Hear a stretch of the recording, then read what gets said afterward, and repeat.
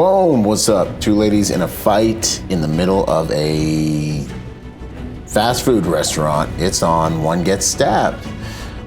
This is a tactical protection review. Learn protection strategies from a protection professional. Okay, what can we learn from this situation? Personally, first of all, let's see if you saw it. Did you see it? Did you see it happen? It was very quick, right?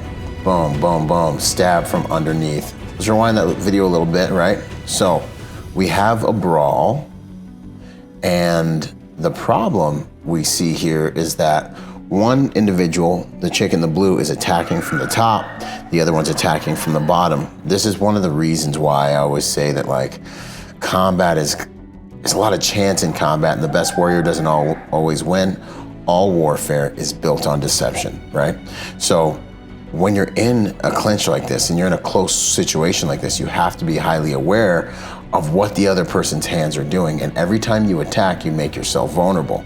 This is why we avoid combat at all costs. We have, not at all costs, we avoid combat unless it's absolutely necessary. So I wanted to use this video to show you guys how quickly you can be stabbed. And fortunately, this lady either didn't really want to kill this chick or didn't know how to really use a blade, because when you're in close, proximity weapons like blades are so effective, right? So you have different levels of weapons. You have handguns.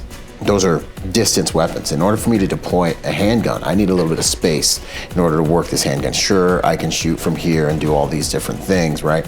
But pistol or firearm is generally you need a little bit of space in order to implement that weapon. Blades are in close weapons.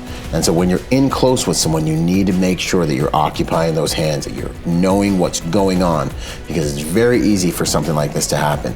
That person reaches for a pocket or anything around the waist belt, you need to be hyper aware that they can produce a weapon or something to stab you with. That is gonna be a force multiplier for them. So keep in mind, just because you think you're winning because you're landing punches, and generally when someone goes to produce a weapon of some type, they need time to do it, and that's when you will get your punches and your blows in, and that's when they're producing the weapon, because one hand has to be occupied in order to get to whatever it is, right? As you see here, when this lady goes to produce that weapon, she has one hand posted up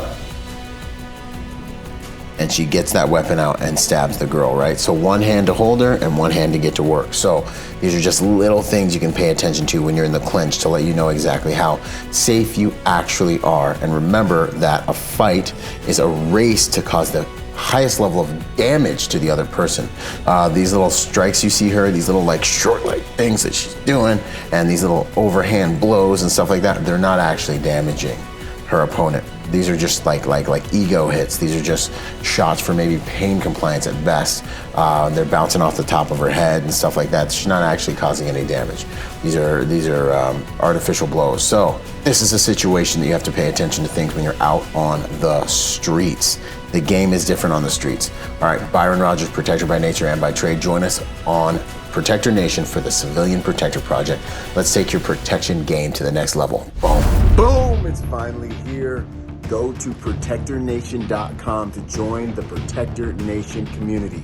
Learn online and become part of our Protector Nation family. I look forward to seeing you guys there, and for us all to join forces to make the world a safer place by helping good people to become more dangerous.